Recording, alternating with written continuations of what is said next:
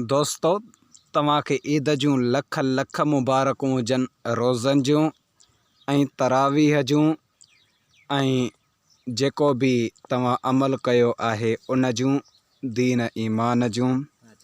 ऐं तव्हां सभिनी खे लख लख करोड़े मुबारकूं हुजनि, अणखुट अणगणियूं तव्हांखे लख लख ईद जूं मुबारकूं हुजनि।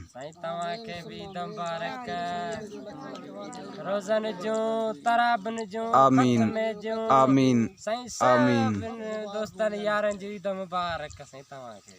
अल्लाह ताला तव्हां सभिनी खे सलामत रखंदो, तव्हांजे इल्म में इज़ाफ़ो थींदो, तव्हांजे इन रिज़्क़ रोज़ीअ में अल्लाह ताला बरकत विझंदो ऐं अल्लाह ताला तव्हांखे सलामत ख़ुशि रखंदो।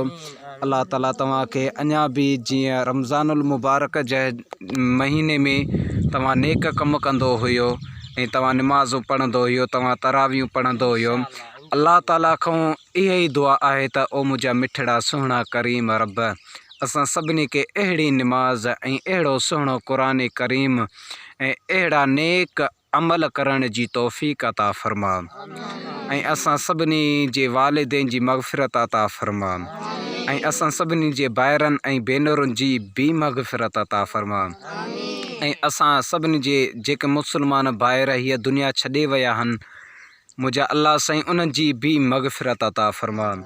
या रब्बल आलमीन असां सभिनी जे दोस्तनि खे बि सलामत रख, जन बि असां सभिनी खे चयो आहे त असांजे लाइ दुआऊं घुरो, मुंहिंजा अल्लाह साईं उन्हनि असां सभिनी जे मुस्लमान भाइरनि जी जेका बि हाजत आहे, जेको बि इरादो आहे, मुंहिंजा अल्लाह साईं उन जा इरादा मज़बूत बणा, उन जा इरादा पूरा अता फ़रमा, उनखे सलामत रखो, उनखे ख़ुशि रखो। अल्लाह ताला तव्हां सभिनी खे ख़ुशि रखंदो। वराए वराए वराए वराए मुबारकूं तव्हांखे, ईद जूं मुबारकूं। आमीन आमीन आमीन। ख़ैर मुबारक।